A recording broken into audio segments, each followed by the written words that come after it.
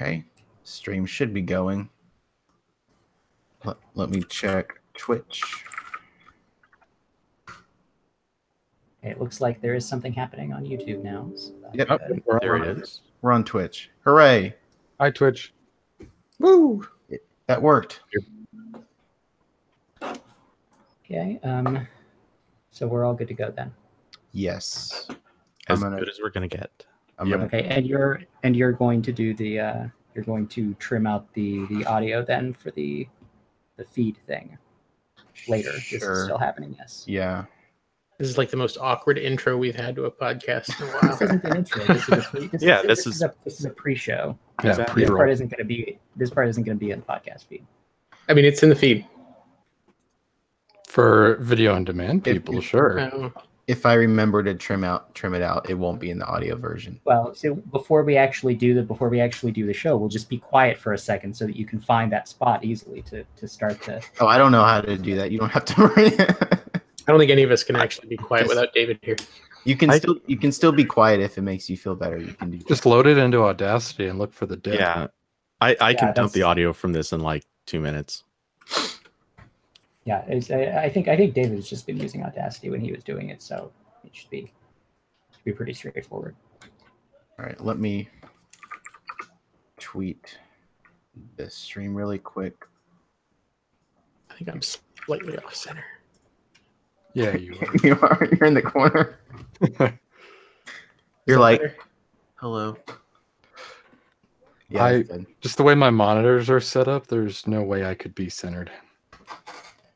So I just have to lean into my microphone. Okay, so are we all set then? Yep, we're good to go. Gonna do the intro, do this thing. Yep, let's do it. Welcome to the Android Police Podcast. I am your host, Ryan Whitwam. I'm Cody Toombs. I'm Jordan Palmer. I'm Corbin Davenport. And I'm Ryan Hager. We almost got it. And we are professional. Yes, this is a professional podcast. We're just gonna to push ahead. We'll just keep going. We'll fix that post. Right, yeah. If anybody is wondering where David is, he is on vacation this week. So he is, I mean, like as of right now, I think he's on vacation officially right before the podcast, which is pretty suspicious. But so that's happening. So he's not here this time. But the rest of us are, and we're going to talk about Android things. So Google One, it's a thing. It is. So go ahead. No, by all means, go for it. So they pretty much just rebranded the storage plans for Google Drive under a new name, which kind of made sense because previously the implication was that they were only associated with Drive because that was confusing. A lot of people, I think, did not realize that applied to all of your Google products. Exactly. Yeah. But most importantly, they brought forward a bunch of new pricing as well, including one whole new option that didn't exist before and much better value across the board. Yeah, so before it jumped from 100 gigabytes to a terabyte. And that's like, I mean, for a lot of people, 100 gigabytes isn't enough, but a terabyte is way too much. So now there's a new 200 gigabyte tier. It's $3 a month, which for a lot of people is probably fine. I mean, like if you want to upload original quality photos forever, you probably not, it'll take you a long time to use 200 gigabytes unless you're uploading like 4K video every single day. Yeah. I can't even use 100 gigs. Yeah. And then the what used to be the 1 terabyte tier is going to be 2 terabytes, and that's still $10 a month. And this stuff is still, I mean, this is not available yet. It's going to roll out, I guess, in the coming weeks and or months. It'll be hitting the US first before it hits other markets. Yeah. So, and I think also, so with this, there are a couple of supposedly going to be like some add-ons. So you can like share your drive storage with multiple accounts, like in your household. So you could like get a 2 terabyte account and like share it with whatever, like up to 4 or 5 people, whatever that was. And like for like a family of 4 or 5, like that's probably plenty if you're just going to like do Gmail and save your photos and whatnot. And then you also apparently get instant support from like real Google people. Yep. That used to be a thing with G Suite. You know, if you pay for the enterprise stuff, you would be able to do that. But now it's like, you know, it's just the thing that you get if you pay for the one plan. And supposedly more things will come later. They didn't specify. Yeah, there's some other intangible benefits, like they're considering Google Play complimentary credit will be included with some of these plans, and weird little things like hotel reservations when you perform a search or something like that. One interesting thing to note, though, is that we're still not 100% sure on what's going to be going on with the yearly plans, because so far nothing's mentioned if they're going to be continued, if the people who've already paid are going to keep getting them, or if they're going to be, you know, cut off. We don't know. Yeah, I'm interested to see what Dropbox decides to do. I mean, for the last few years, they've sort of been trading back and forth. When one of them does, like a larger storage plan or a different pricing structure, they sort of, you know, the other one will change to match. And so right now, Google Drive provides a lot more storage, like double the storage for the same price as Dropbox. And I pay for Dropbox because I like it more than Google Drive. So I would definitely like to double my storage for free, Dropbox, if you're listening. Get on it. So yeah, so this is obviously nice. I don't really like the Google One name. Like when I saw this, or when I saw the title, I thought it would be something like Amazon Prime, where they kind of just lump in all their subscription stuff into one giant bundle. But we'll get to Google's subscription stuff here. It's not being combined, that's for sure. Does anybody here like pay for like personal drive storage, like on your account? I have in the past, but I don't anymore.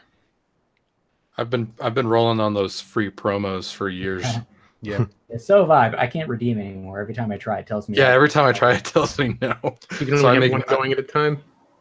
I make new Google accounts so that I can take advantage of those. That's a lot of work to go to. I want my free storage. You could just wait till it expires and redeem it then. I get annoyed every time. It takes like 2 years to expire.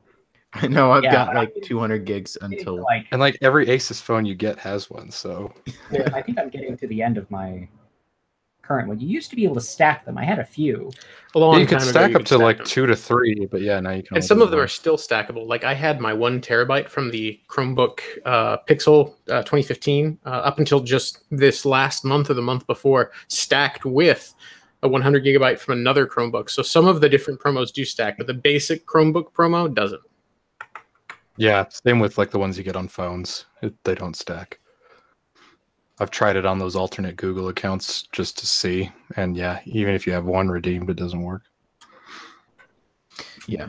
I really want Google Drive to figure out how to make a Windows client. That would be nice. Yeah, backup and I want them sync to make a is, Linux client. Like, it's Google. I mean, where's my Linux client? Nobody uses Linux. It's okay. You're wrong. Wait, next year. Did I say Linux? Yeah, next year is the year of Linux. This time it's gonna happen. No, but so look, the backup and sync client on Windows is real bad, and it's one of the primary reasons that I use Dropbox instead, because it is way bad. I still use backup and sync, and it's got all sorts of issues. They'd had the problem with synchronizing certain motion photos up until just a couple months ago, where it just wouldn't, and they'd be stuck. You wouldn't have any files synced down; they just hang. And it still does this weird thing where it like flickers your desktop every couple hours. It just like refreshes the whole thing, and it's kind of spastic. It baffles me, the things that Google spends time and resources doing, and the things that they just ignore. Yeah, and they got me all excited when they announced backup and sync. I was like, yeah, a new Drive client, so I don't have. So they'll presumably replace the old one, and then it's like, oh, it's basically the same one. They just added photo sync. Yay. And a pretty new setup process. Never, ever Yes. forget the pretty new setup process. Yes. It is easier to change the location by default now if you use an external drive for your. Yeah, that's fair. But it will still flash your desktop because Google. It seems like Chrome is the only desktop app Google can actually make ever. Actually, I probably shouldn't ask for a new backup and sync client because I bet they'll figure out a way how to make it a Chrome extension. Or just eat all of your RAM all the time. Or both. Or both. At the same time. Yeah. Well, that brings us to the next thing. Yeah. Yeah, so we were just talking a minute ago about how Google's not so good at bundling things. So they announced that YouTube Music service that we've heard rumored, and it's called YouTube Music. And you're probably thinking that already exists, and you are right. It does already exist. But now it's different, sort of. Yeah. So right now you have YouTube Red, which is I believe it's $9 or $10 a month, and you get no ads, background video playback, offline video storage, that kind of stuff, and Play Music. Right, and then there's Google Play Music included in that. So, well, it's included in that, but also if you get Google Play Music separately, it also comes with YouTube Red. So there's some crossover there. And Google Play Music is obviously just normal streaming music, but you can store your files in the cloud. So yeah, for a couple months, there's been rumors about a new service, maybe called YouTube Remix. Then Cody found the YouTube Premium name in a couple teardowns. And then, like at midnight my time last night, Google just decided to announce the new service because why not? I didn't want to sleep anyway. Not Jade. Exactly. No salt. Very weird. Yeah, so YouTube Music and YouTube Premium are both things. So YouTube Music is the music service. It does all of the things that YouTube Music did before, but now it's a service that costs $10 a month, sort of like Play Music, which, by the way, still exists, sort of alongside that. And then YouTube Premium is the new name for YouTube Red. But that you cannot just buy on its own. That is a $12 per month service that is bundled with YouTube Music. So if you want ad-free YouTube, you basically have to also have Google's music streaming thing, which is dumb. Well, I'm certainly not going to defend Google on that one, but at the same time, I think it doesn't really matter all that much that they're throwing in the music streaming service at that point. You know that so many people are...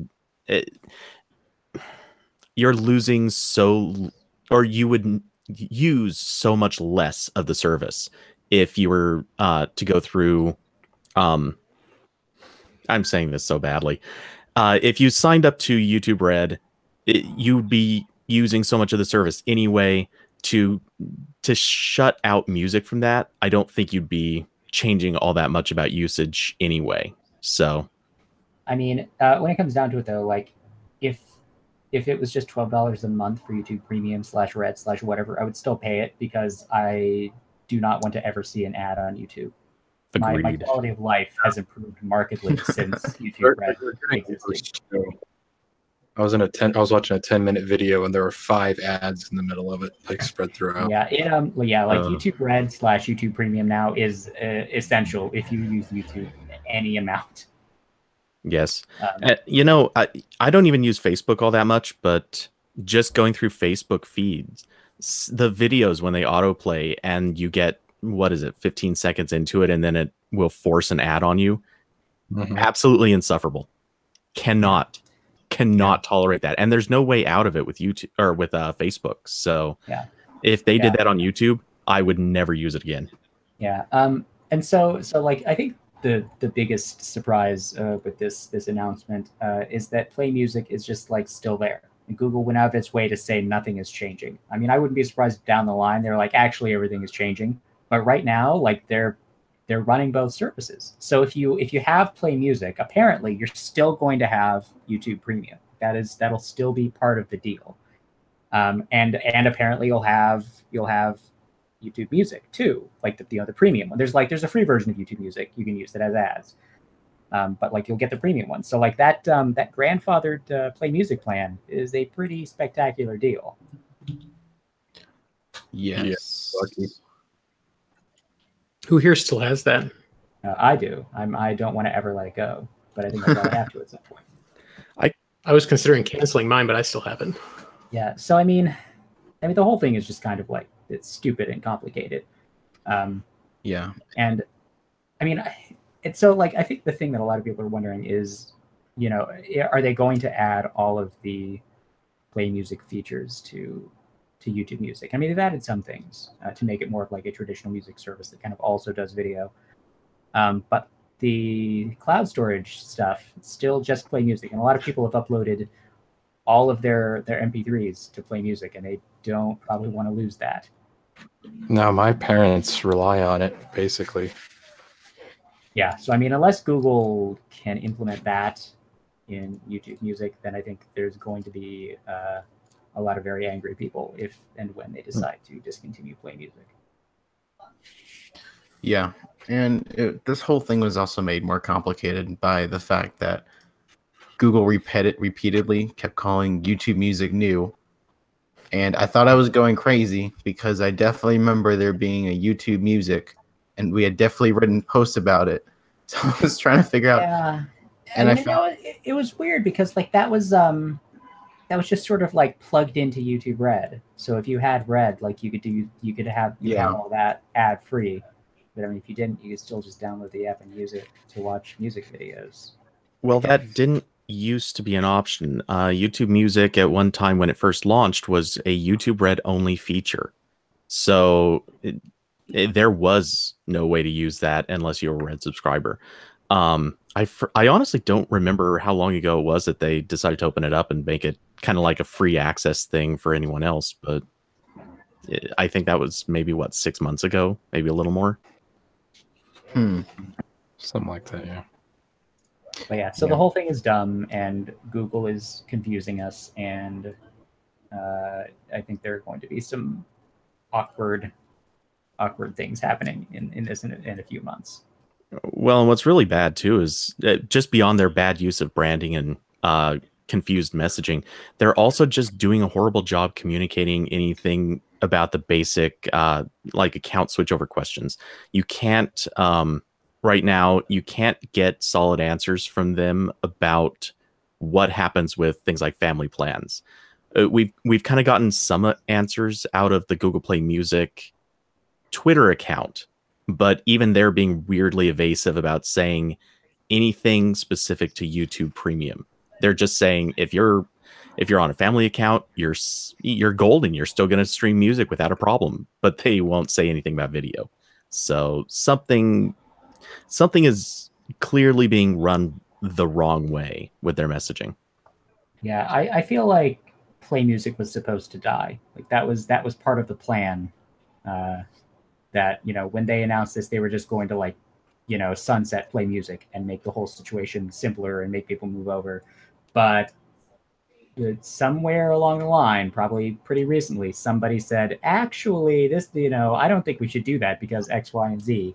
And so then they just sort of said, all right, fine, we'll just do both.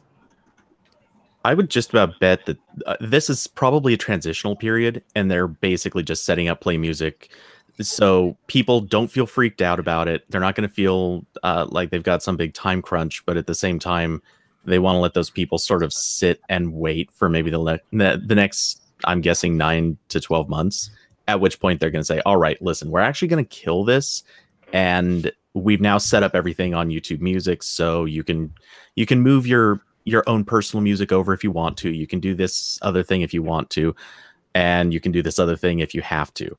I think they want to get every duck lined up before they do that, which maybe is too optimistic because that would imply that they know what they're doing and have a good plan for it. The other possibility is they're just looking for the right time to say, sorry, all that stuff you uploaded, we'll give you a short and simple way to transfer that to Drive, but otherwise you're effed. Yeah, I just hope that Play Music doesn't languish and become something that Google just ignores and doesn't update. Like I don't want it to become Google Voice. Like Google Voice. Yeah, like they need to decide what they're going to do and do it. Yeah. And it's also really confusing how they keep shifting which umbrella they want their media services under.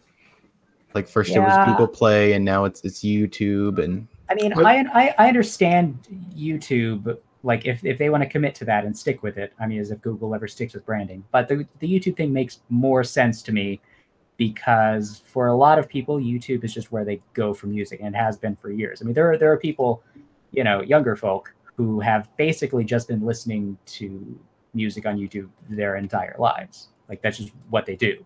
So making that a music brand, I think, probably has wider appeal. I mean, YouTube was one of those Google services that everybody knows.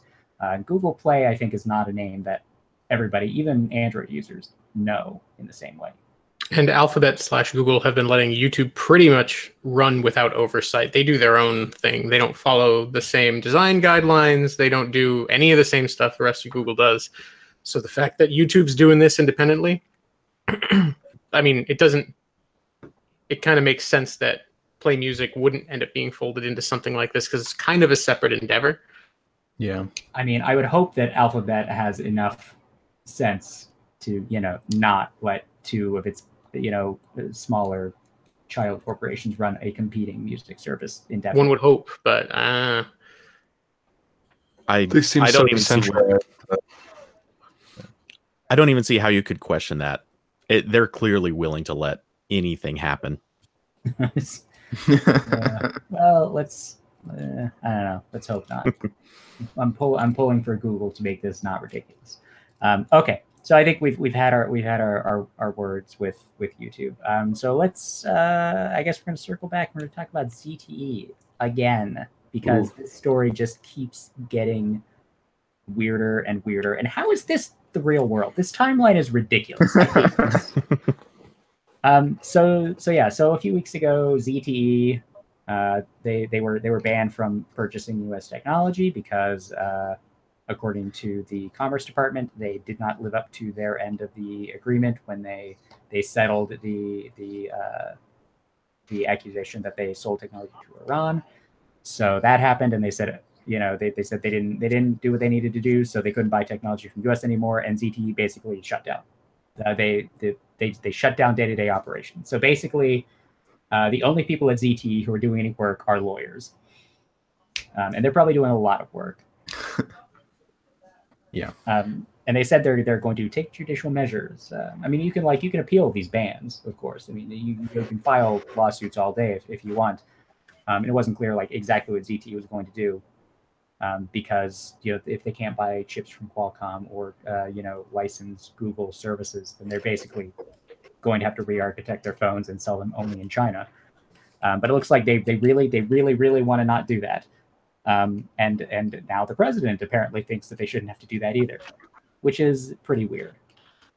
Yeah. So a couple days ago, the president tweeted, President Xi of China and I are working together to give massive Chinese phone company ZTE a way back into business fast. Too many jobs in China lost. Commerce Department has been instructed to get it done.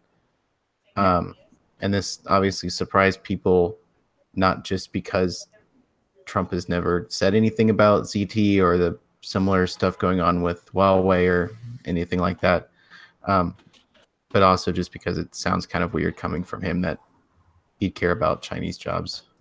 Yeah, so that happened, and so now it looks like probably ZTE is going to be allowed to start purchasing U.S. technology again. Did you see the most recent news? Yeah. This keeps on developing, folks. The Hill just posted that the House Appropriations Committee unanimously accepted an amendment into an appropriations bill that reinforces sanctions against ZTE in a rebuke to President Trump. So I guess this isn't happening. I don't know enough about that situation to know if they can do that. Yeah, there's not been enough time to distill any of this. This is. Yeah, I mean, who really knows? I mean, the Commerce Department is like in charge of deciding, like, you know, how these sanctions work, I guess, and that's the part of the executive branch, is my understanding. So who knows what's going to happen? But I feel like at this point, it looks like the ZT is probably going to end up being allowed to operate with U.S. companies again. I feel like that's sort of my guess. That's going to work out. I don't know when, but the whole situation is just bizarre. Yeah, And it also, I don't know, it's really crazy that this just keeps going on. It almost seemed like it was a done deal when the ban went back in force, but nope. Yeah, I mean, it is. I mean, it was. I know that we talked about all this when it happened, but like it did seem like a suspiciously heavy-handed action after ZT already paid $1 billion fine, and like the situation was, I think what they were supposed to violate is they did not adequately discipline like their mid managers for sort of undertaking this secret Iran technology sales thing. Mm-hmm. But they did all the other stuff and they paid the fine. So people were kind of surprised. And it seemed like, well, you know, the administration has been very critical of Chinese business in general. And we all remember the Huawei thing. So that sort of seemed like why they would do it. And now it's very weird how suddenly they're, you know, Trump is like, hey, no, we're going to make sure that they're okay. The whole situation is just, it's hard to figure out who really wants what to happen. Yes. And this will keep on churning. Don't know what's happening next. Yeah, so we'll probably talk about it on the next podcast because things will be weird again for a completely different reason. Yes. And what we also do not know is happening is what Google is doing with security updates. Yeah, Great so this, transition.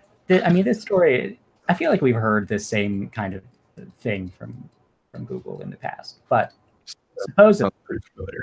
supposedly, I mean, based on a talk at I/O, the Android security session, I think they're trying to get OEMs to agree to roll out security patches. Like They're making it part of the OEM agreement, right? So the licensing agreement that the OEMs enter into. Yeah, they said Supposedly. they're working on that. I don't know if they'll be able to like require them to do that. I mean, if you're launching a device with Oreo, you should have trouble, so that should theoretically make it easier to roll out these updates. Yeah, but overall, it seems like something that's almost unenforceable because it just takes that first time for a company to say, basically, "Oh my God, we really were on track for this, and we totally want to get that security update out." But our lead developer just had a heart attack, and his assistant is out for the next month on a wedding, and name your list of excuses. I mean, or you know, Samsung develops an update for their phone on whatever AT&T or Verizon, and then they like can't roll it out because of some bug that the carrier doesn't like. And this happens all the time. What is Google gonna like revoke Samsung's Android license? I don't Exactly. know how you require this with the way Android works. Yeah, you can ask for it, you can push them for it. You might even have in the offhand chance that they might because Google also does internal testing for all these firmware updates. So they might be shipping the update to Google. They could require the update or ask for the update to come in at a certain time prior to shipping it out. They could do all of these steps, and at some point there's going to be a gap where everything just falls in. You can't expect all of this stuff to ever go on schedule as planned. There's just too many moving parts. Yeah, and Google introduced a program earlier this year called the Android Enterprise Recommended Program, and it's where they lay out a couple devices that are fulfilling a sort of level on top of the OEM agreement, which includes security updates security updates within 90 days of release from Google. So I feel like if this was in the OEM agreement, it would be something kind of like that, but maybe less intense. I don't know. I really wish Google would have responded to us when we asked them, but they did not. So we don't know anything.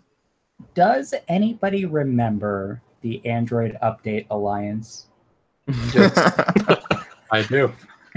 Not Like- fondly. How's that going? What? Oh, how's that going? Oh, yeah. As far as I'm aware, nowhere at all for the last like 6 years or however long ago this was supposed to happen. I think that was like announced at an I/O maybe, and then nothing ever happened. So like, look, Google's been saying things like this for so long, and never has anything come of it. So who even knows? This might have just been an offhand comment that some developer thought they should stick into the keynote for the Android security thing, and then nobody actually is working on this. Yeah, and the quote is kind of vague. It just, I mean, he said verbatim, we've also worked on building security patching into our OEM agreement. Does that just mean that when the device ships, it has to be on the latest one? That could mean we've worked on that, but we're not right now. Yeah, we did the update alliance. Yeah, that's what he's talking. He's talking about. Yeah, or in 6 months we'll see the agreement updated with new devices must have a security patch made in the last year or something like that. Yeah. Okay. Look, if you're worried about security patches, like, you have to basically buy an Android One phone or a Pixel, or then I guess probably a Samsung phone, because they do try to patch more regularly than other OEMs. Otherwise, it's kind of an essential phone. OnePlus kind of does it. Like in the open betas, you get the new monthly patches. Yeah. I mean, if you buy a cheap unlocked phone, don't expect security patches. Like, that's just not it's not something that I think you can figure into your purchase decision. Phones like that are basically disposable if you are worried about security.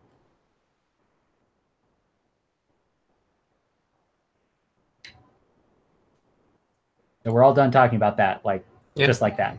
Okay. Nobody had anything else to say. All right, so we're gonna just move on incredibly awkwardly with no segue. We're gonna talk now about, on the subject of updates, someone made their own update for Android Wear. Yeah, and you know what? I know nothing about Asteroid OS 1.0, but I will wager that it is better than Android Wear, because Android Wear is real bad. I've been using it since whenever that was, 2 days ago. It's pretty damn good, all things considered. So let me ask you, how are the notifications? Are they bundled? No, they are not bundled. Okay, and I hate it. they are not. I changed my mind. I don't want it. They are not. So you can't delete an email. You can only dismiss them from the watch itself. So hitting dismiss doesn't even. So it's not two-way sync? That's according to the developer, one of his next things he's working on. I feel like maybe they calling this 1.0 was a questionable decision. Well, it shows you your notifications like a Pebble or things like that back then. It has a very small selection of apps like a stopwatch, a calculator, a calendar, weather, all that stuff. It does a pretty good job at just being, out of the way. Battery life is insanely good. Part of that, I think, is due to there's not an always-on display option.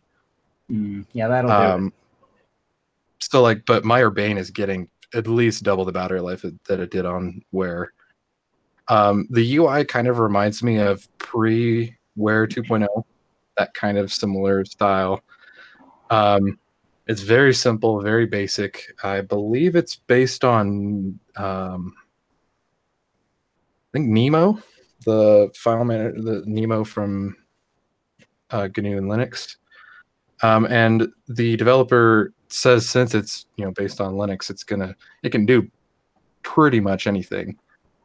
The things coming that he wants to work on are actionable and bundled notifications, the always on display, better sync between the phone and the watch, and he even thinks that a personal assistant could be pretty soon.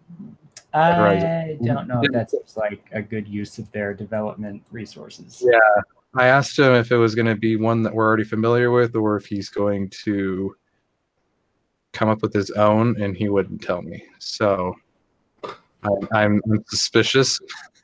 Yeah. So one thing that concerns me with this is there's probably not going to be any sort of usable fitness tracking in this, because that kind of software is very difficult to develop.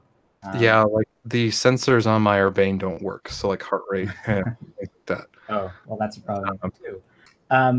Yeah, I mean, I feel like that's one of the primary reasons that you would wear a smartwatch these days. I mean, and there are some watches that are very good at that, and some that are very not so good. And traditionally, Wear OS devices have been mediocre or poor at fitness tracking.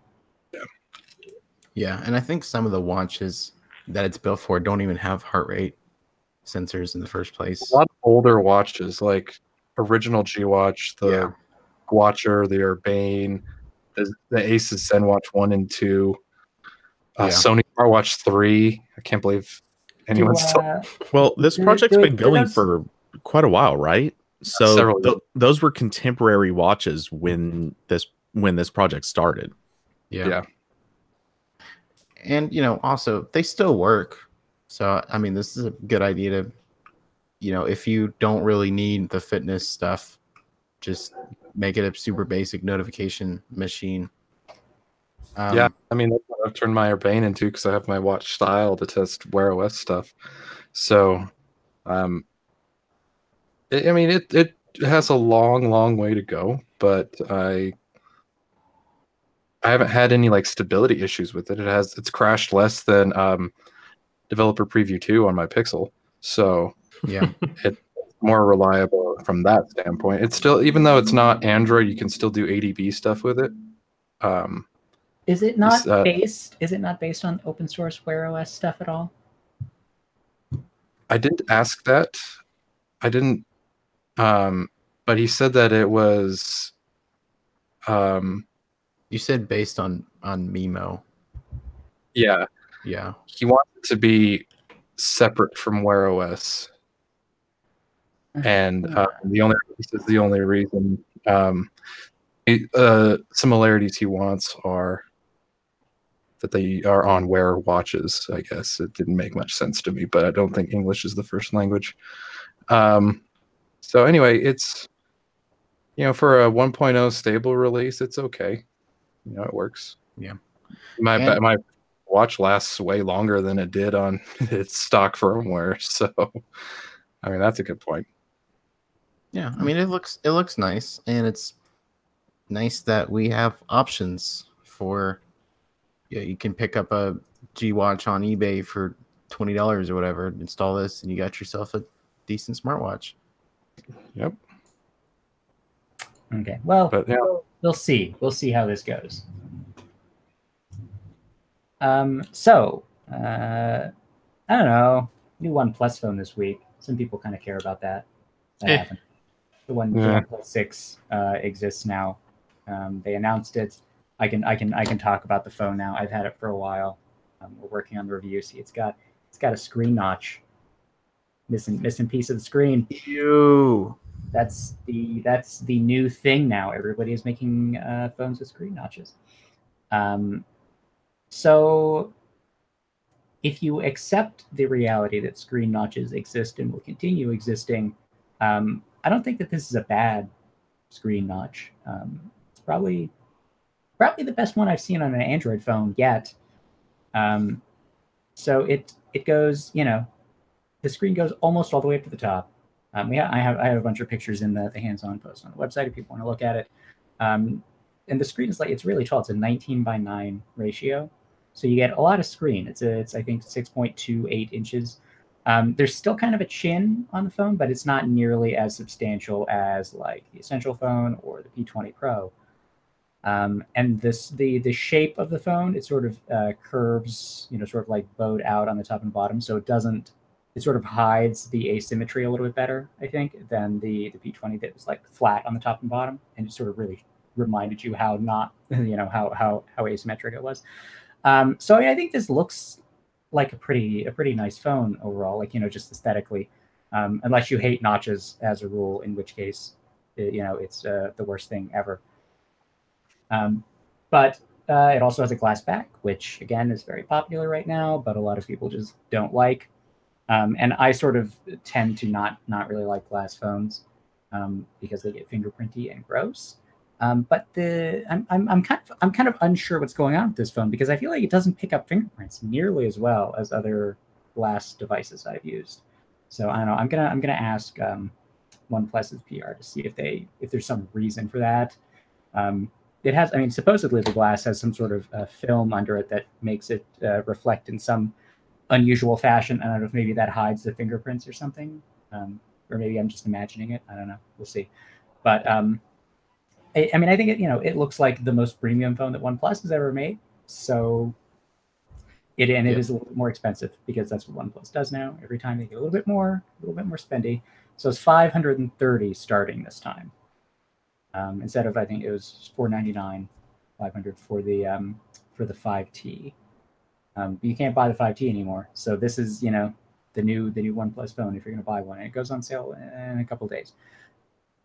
But yeah, and someone in the Twitch chat mentioned that the screen is still 1080p, and that wouldn't really bother me. Yeah, I think at 6.3 inches, you're starting to get to the point where it should be a higher resolution. I think it still looks fine.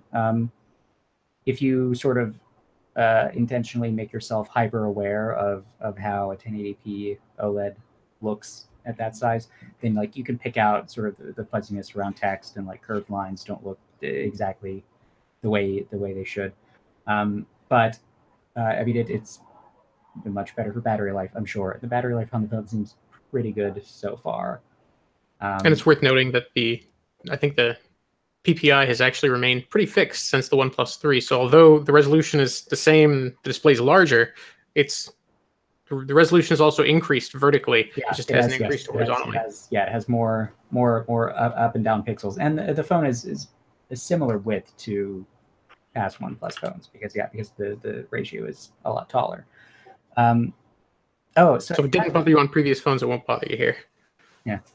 And someone also mentioned no IP67, which it really probably should at this point. It's very weird. Like there's a rubber gasket like in the SIM tray.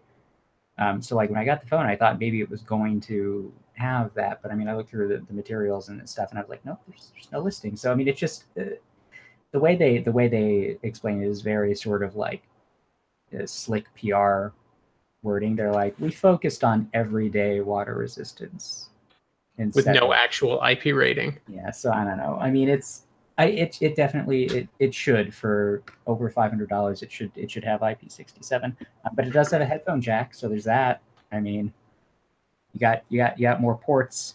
There you go. And so there's a second camera. So OnePlus has gone through 3 different versions of the 3 camera layout. So there's two camera sensors on the back there. But this time, the second camera doesn't do anything except portrait mode. It has no other functionality. Like you open the camera app, and there's no way to like change to the other camera to do anything. It's just portrait mode, which I think is kind of ridiculous. I would prefer they just didn't have that and made the phone cheaper. But everything has to have 2 cameras now. Like it's the megapixel race all over again, but it's the number of cameras because the P20 Pro has 3 cameras. So you just can't you can't launch a phone with 1 camera. I mean, madness. Watch the Pixel 3 have 1 lens and still be better. Oh, it would undoubtedly be better. I mean, we're gonna have a full review, and I'll have lots of camera samples and so on and so forth. But I will say, it's a better camera than OnePlus has had in the past, but it is still far short of the Pixel. Nothing touches the Pixel right now. And I'm sure that the Pixel 3, even if it only has 1 camera, will still be fantastic. I mean, it's hard to develop photo processing algorithms, and I don't think OnePlus has been at it long enough to really have the technology to take pictures on the same level as Google or Samsung. Yeah, and the picture samples, I can't remember if I know the ones that were posted a couple weeks ago from the OP6 didn't look all that good. They had the same like water paint effect that the 5T had. On Peter Lau's Weibo. Yeah, it was something like that. Yeah, I mean, and when OnePlus releases photos, they choose the best ones they can. They go out of their way to make it look nice. And the launch event was so awkward. I just wish they would not do this, because like he put up like photos on the screen taken with the OnePlus 6, and like they're photos on like a projector like 30 to 50 feet away from people, and he's like showing them, he's like impressed, and everybody's like, well, I guess, with a like clap. Applaud. So yeah, applause please. So that that event was a little bit awkward, but I mean, the OnePlus 6, I think, it's kind of exists in this unusual space price wise for smartphones right now. I mean, in the US, most people buy their phones on a payment plan from their carrier, so they pay whatever, $30 a month or $35 a month, and they get a phone that costs, you know, $700, $800, $900. Like the difference month to month is minimal. This phone costs $530, just straight up. There's no payment plan or anything, and it's just kind of not. It just kind of doesn't match with the way most people in the U.S. buy phones. And the OnePlus says that they're committed to the U.S. market, but I feel like every time they sell the phone for a little bit more, and it gets a little bit less easy to recommend. Yeah, and even does Google have payment plans through the Google Store? Yes. Yeah. Okay, Yes. they do. Yeah, they should probably get on that pretty soon. I mean, I feel like they don't think that they need to. I mean, the OnePlus 6 is going to sell very well in India, like that. It, you know, and a lot of other Asian countries where people just sort of are used to paying upfront full price for their phones. Like that's just how people buy phones. Yeah. And this, you know, so having something that costs, you know, $400 less than a Galaxy S9 Plus, you know, that still has pretty similar specs, you know, like the OnePlus 6. That's a very attractive device to people who are, you know, buying a phone in India. Not so much here, where you can go get a, you know, the Galaxy S9 Plus for, you know, $28 a month from your carrier and not really think about it, or you can spend, you know, $530 plus tax on a OnePlus 6. That most of the American populace is not going to know what the hell that is. Yeah, yeah, it's an increasingly tough sell, but for phone nerds, you know, has a lot going for it. You know, maybe you're okay spending, you know, a lot of money up front for a phone, and you don't want to have something that you're paying for every month. But I think, you know, the way the American economy runs has shown that for the most part, Americans are cool with like getting something now and paying for it later. So we'll see. But I think OnePlus is good. They're not going to be able to keep, you know, inching the price upward forever, unless they can, you know, match other phones when it comes to, you know, the camera quality and the IP rating and, you know, screen quality. I should point out, I can't get into like all the details about the phone because, you know, like review embargo.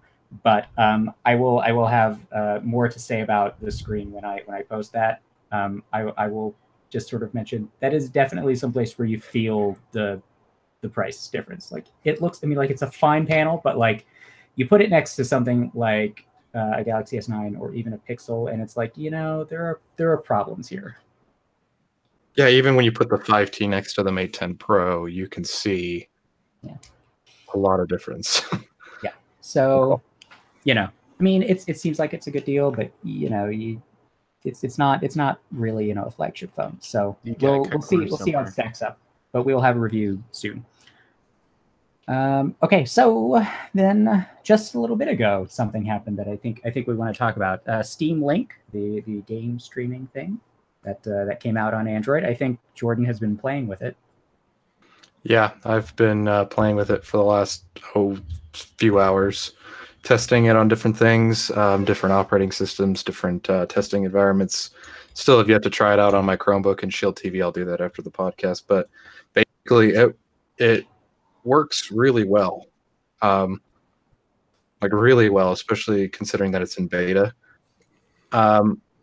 It's still a subpar experience for some games. Like I was playing Overwatch with Corbin and Ryan a little while ago with my I have the Steam controller that you pair with your phone, and you play that, and it was a pretty subpar like performance experience in the game, but the actual streaming worked fine.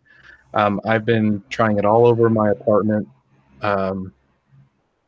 latency is really negligible. So I sat my Pixel underneath my my gaming monitor and watched the two gameplay footages, and you can't really tell a difference between the monitor and the phone. There doesn't seem to be a whole lot of input lag from the Steam controller to the phone. It's going over Bluetooth LE, and it worked okay. But yeah, it's if you've had the Steam Link, the actual hardware box that came out in 2015, I think, it's the same experience, just on your phone or Android TV box or even your Chromebook. It's really actually pretty cool. I'm really excited about it. Yeah, So, I tried it how- briefly on my Chromebook. The one weird thing with it is because of the limits that Android apps run in a container, it can't actually find PCs on your network. So you have to put in the IP address manually. I had to do that anyway. Oh, really? It worked. Yeah, I have to do that on I've tried it on 5 different phones, and I will not find my PC just by scanning. I have to input my local IP address manually. I was testing it on the Shield TV right before the podcast, and was able to discover my PC because they're both wired on my wired network. So, but it's not that hard to get your local IP address and put it in. Once you do that, it finds the PC. That's weird. So is it Um, streaming like the Steam Big Picture mode? Is that what it's doing? Basically, yeah. Did you ever use the Steam Link? No, but I've ago? used the NVIDIA Game Stream thing. It sounds similar. It's basically, yeah, it's pretty similar, except you don't need an NVIDIA GPU to do it, which is, beneficial for the small amount of AMD users out there. Hey. But yeah, I'm one of the things I'm going to be testing later is on the TV as part of Game Stream. You can add Steam as a Game Stream application, and then you can play your other Steam, your non-Game Stream optimized titles that way. And so I'm going to test to see how that compares to the Steam Link app's performance a little bit later. Hopefully my wife will let me have the TV. But yeah, it's really, really good. I had the app crash twice on me. And it just goes to a black screen with green artifacts on it. It's weird. What you do is you just clear the app out of your recents and restart it, and it works fine. And then if you close Steam Big Picture mode, and the game you're running, it basically turns into a remote desktop. That's weird. Can you do stuff? Can you actually use it as remote desktop? Yeah. And since your Steam controller is connected to it, it works just like if you had your Steam controller paired to your PC. I don't know why anyone would do that, but you can. It's kind of like the Steam Link hardware box. You could do that too, where you could close out of Steam on the host machine, and then all of a sudden you have your desktop on your TV. So it's really not surprising.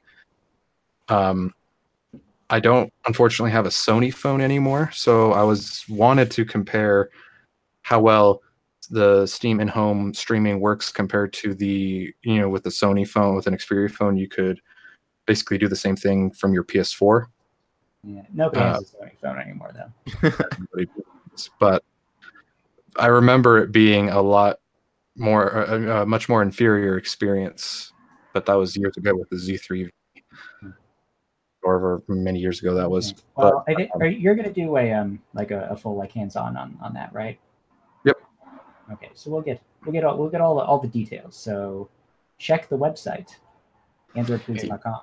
Even adding non-Steam games works. That's how I was able to play Overwatch with it. Neat.